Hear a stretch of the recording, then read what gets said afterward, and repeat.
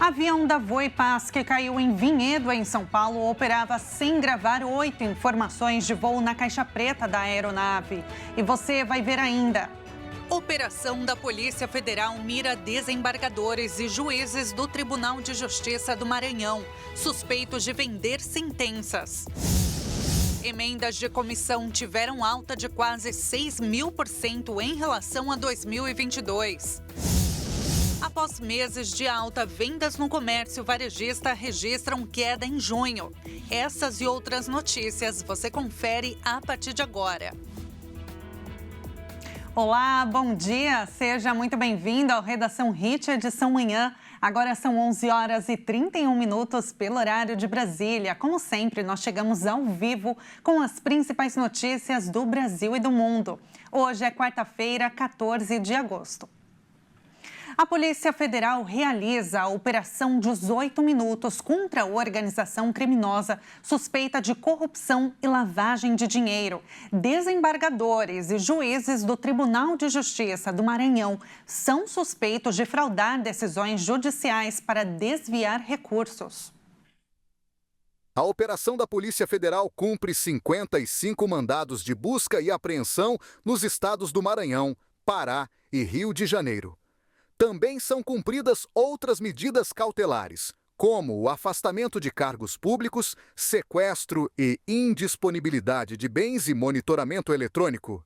De acordo com as investigações, a organização criminosa é suspeita de atuar na manipulação de processos do Tribunal de Justiça do Maranhão com o intuito de obter vantagem financeira. São investigados os crimes de organização criminosa, corrupção ativa, corrupção passiva e lavagem de dinheiro.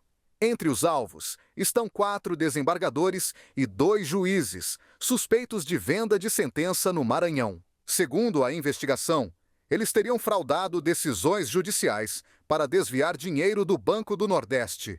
O nome da operação, 18 minutos, se deu pelo tempo que levou para a decisão, expedição do alvará e saque de recursos desviados. A ofensiva, deflagrada por ordem do Superior Tribunal de Justiça, envolve desde o bloqueio de bens até o afastamento de autoridades de cargos públicos e atinge advogados e ex-juízes suspeitos de participar do esquema. A PF aponta a existência de uma organização criminosa, dividida em 3 núcleos, mesclando ex-servidores do banco, advogados e magistrados. Somente em uma das decisões judiciais do Tribunal de Justiça do Maranhão, os alvos teriam agido para desviar 14 milhões de reais. O Tribunal de Justiça do Maranhão comunicou que colabora com a operação da Polícia Federal em algumas unidades do prédio sede do Tribunal e do Fórum de São Luís. Com fundamento no princípio da transparência e governança, atende à determinação do Superior Tribunal de Justiça. E o avião da Voipaz, que caiu em Vinhedo, no interior de São Paulo, na última sexta-feira, operava sem gravar 8 informações de voo na caixa preta da aeronave. A companhia aérea era autorizada por uma licença temporária de 18 meses, concedida pela Agência Nacional de Aviação Civil. As caixas pretas são fundamentais por gravar diálogos e sons estabelecidos na cabine, como possíveis alarmes sonoros e conversas entre pilotos e com o controle do espaço aéreo. Os peritos do CENIPA estão debruçados no gravador de áudio, fazendo um estudo minucioso dos diálogos e sons da cabine a fim de identificar, entre outras coisas, os possíveis alarmes sonoros que apitaram na aeronave momentos antes da queda. E para isso, pode ser necessário o uso de software de análise do som. Neste momento, os investigadores do CENIPA estão num importante trabalho de extração e obtenção dessas importantes informações que entendemos que poderá reescrever e nos contar o que aconteceu neste trágico evento. Não existe ainda uma previsão de término dos trabalhos, porque em função da importância dessas informações, nós estamos priorizando a qualidade ao invés de celeridade. Tá?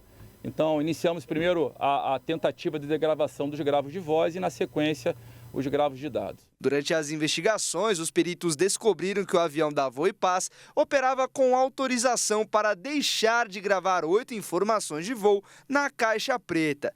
Os parâmetros que o avião da Voipaz deixou de registrar na operação são frequências selecionadas em nave 1 e nave 2, pressão do freio, aplicação do pedal do freio direito e esquerdo, pressão hidráulica, posição do comando do compensador de arfagem na cabine, posição do comando do compensador de rolamento na cabine, posição do comando do compensador de direção na cabine e todas as forças de comando dos controles de voo da cabine, volante, coluna e pedais. A medida de não gravar as 8 informações de voo na caixa preta foi determinada a partir de um pedido da Voipaz. A companhia aérea era autorizada por uma licença temporária de 18 meses concedida pela Agência Nacional de Aviação Civil, a ANAC, aprovada em 1º de março de 2023. Em suas considerações no documento da ANAC, no parágrafo 2.3 diz: conforme apontado pela área técnica, do ponto de vista do impacto na segurança, a ausência de gravação desses parâmetros em si não afeta o desempenho da aeronave em termos de aeronavegabilidade e nem potencializa ou atenua qualquer efeito direto na segurança da operação, sendo classificado o risco como um C aceitável. De acordo com as informações iniciais da Agência Nacional de Aviação Civil, a queda do voo 2883, que deixou 62 vítimas no interior de São Paulo, aconteceu dentro do período de vigência da isenção, que vale até setembro de 2024. Ou seja, a aeronave estava em situação regular. E a Voipaz retomou hoje o percurso do acontecimento que ia de Cascavel, no Paraná, até Guarulhos, na Grande São Paulo. A companhia paralisou alguns trajetos desde esse ocorrido. Muitos clientes que já estavam com as passagens compradas estão pedindo cancelamento e a devolução do valor integral. Em alguns casos, a mudança até para outra empresa aérea. E uma reportagem publicada pelo jornal Folha de São Paulo afirma que o gabinete do ministro do Supremo Tribunal Federal, Alexandre de Moraes, escolhia pessoas a serem investigadas pelo órgão de combate à desinformação do Tribunal Superior Eleitoral. Segundo o jornal, mensagens mostram um fluxo fora do rito envolvendo os dois tribunais. Em nota divulgada, o gabinete do ministro afirma que todos os procedimentos foram oficiais, regulares e estão devidamente documentados nos inquéritos e investigações em curso no STF, com integral participação da Procuradoria-Geral da República. E uma das principais formas de deputados e senadores enviarem dinheiro para seus redutos eleitorais, as emendas de comissão tiveram uma alta de quase 6.000% em relação a 2022. Alvo do Supremo Tribunal Federal, já foram pagos R$8 bilhões pelo dispositivo neste ano. Dados do Siga Brasil, sistema do Senado com informações do orçamento, indicam que o pagamento de cifras para a modalidade saiu de R$136 milhões. Há 2 anos, para R$8 bilhões e 200 milhões em 2024. O aumento coincide com o ano em que o Supremo Tribunal Federal declarou inconstitucionais as emendas de relator, que ficaram conhecidas como orçamento secreto. Por decisão da Corte, essa modalidade foi extinta no fim de 2022. O Supremo agora analisa se, na prática, os parlamentares apenas substituíram o orçamento secreto pelas emendas de comissão. Por isso, elas também se tornaram alvo do mesmo inquérito. Na última quinta-feira, o ministro Flávio Dino deu um prazo de 10 dias para que a Câmara e o Senado enviem informações sobre quem são os autores das emendas. As emendas de comissão são indicadas pelos colegiados no Congresso e devem ser direcionadas de acordo com a área temática da comissão. Por exemplo, a Comissão de Saúde destina recursos para a área da saúde. Com isso, as emendas de comissão só podem ser pedidas pelos presidentes das comissões permanentes do Congresso. Em tese, as indicações devem ser aprovadas pelos integrantes das comissões, mas na prática, o que se vê é que líderes e a cúpula do Congresso influenciam nas indicações dos recursos. A estratégia não deixa rastros do parlamentar, já que, na maioria das vezes, só aparece o nome da comissão responsável. Por isso, essa modalidade é comparada com o orçamento secreto.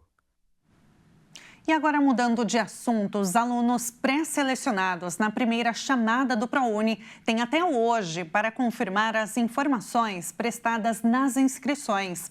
É necessário comparecer à instituição de ensino com os documentos originais. O programa conta com 2 etapas e tem como público-alvo estudantes sem diploma de nível superior, considerando aspectos como renda familiar, se cursou o ensino médio em escola da rede pública ou foi bolsista integral em uma escola privada e se possui deficiência.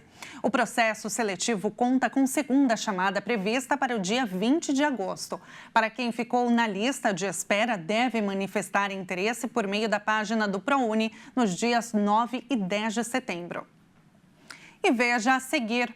Há 14 dias para as Paralimpíadas de Paris, Brasil bate o próprio recorde e leva mais de 200 competidores. Todos os detalhes você confere em instantes. Voltamos já já.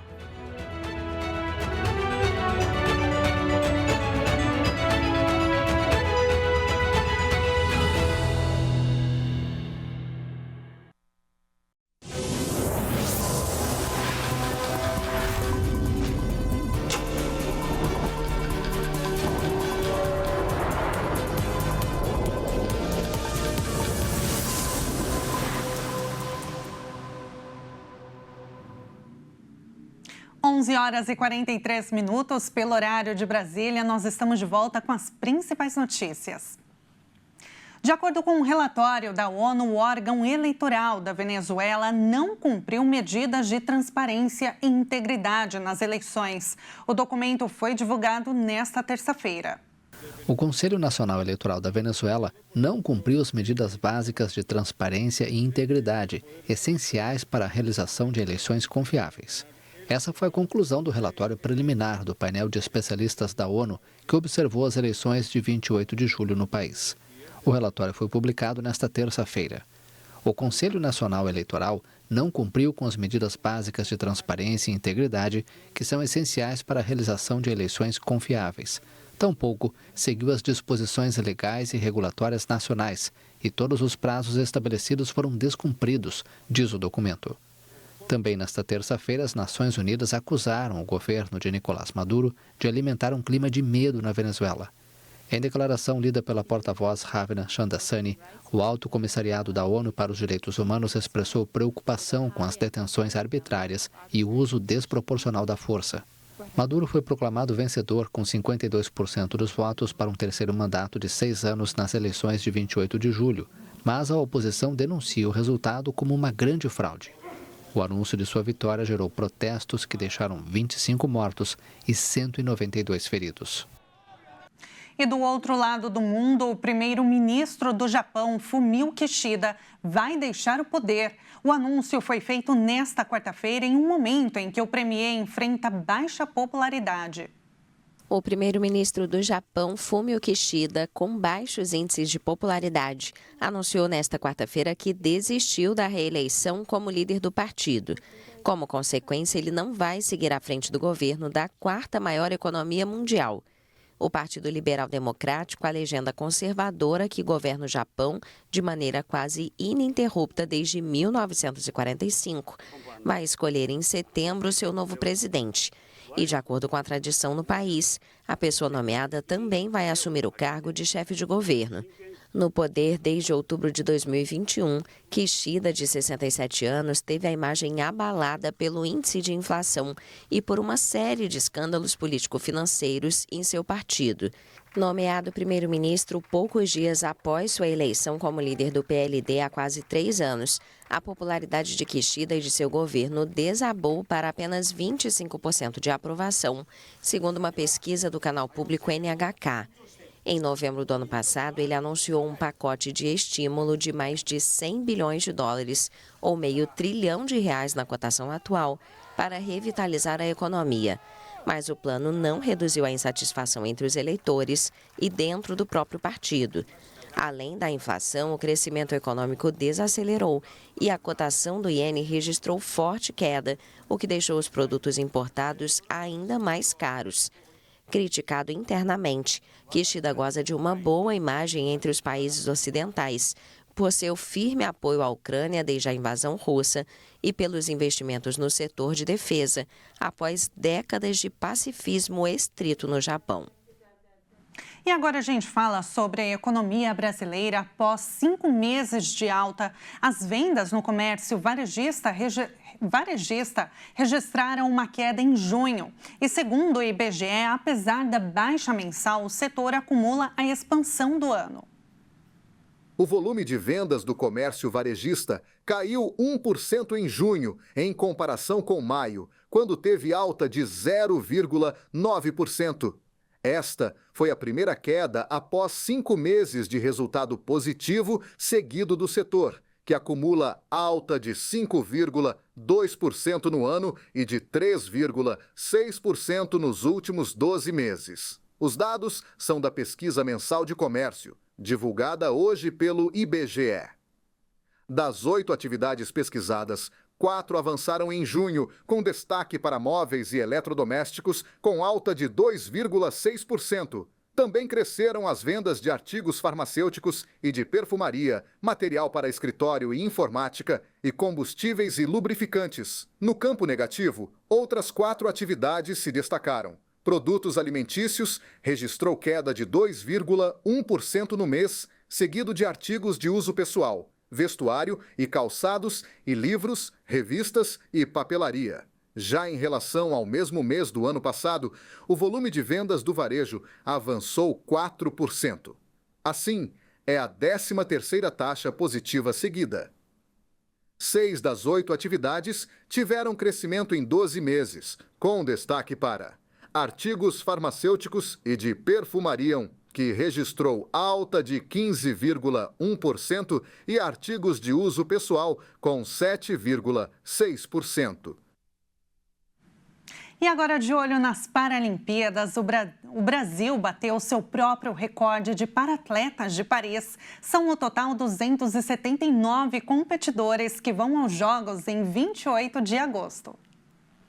Na última edição, ocorrida em Tóquio em 2021, a delegação brasileira contou com 259 competidores, que era o atual recorde de participantes. Isso tudo contando com atletas guias, calheiros, goleiros e timoneiros. Nos Jogos de Paris 2024, a delegação brasileira contará com 279 competidores totais. Todos eles levando consigo grandes chances de medalhas e o nosso apoio. Vale destacar que em Tóquio, o Brasil ficou em 7º lugar no quadro de medalhas, com impressionantes 72 medalhas no geral, sendo 22 de ouro.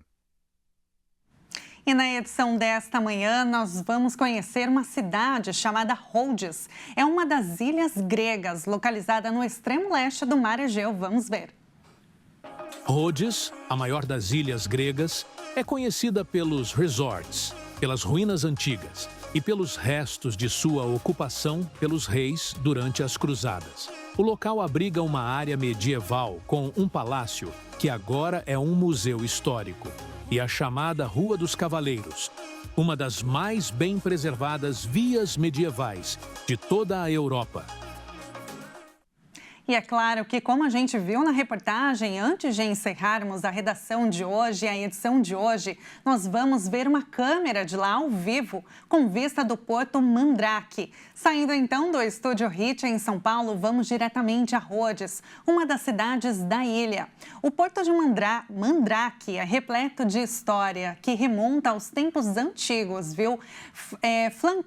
Flanqueando o porto estão 3 moinhos de vento medievais e o forte, que foram construídos pelos cavaleiros no século XIV. Essas estruturas aumentam o charme do porto e fornecem uma amostra de seu rico passado.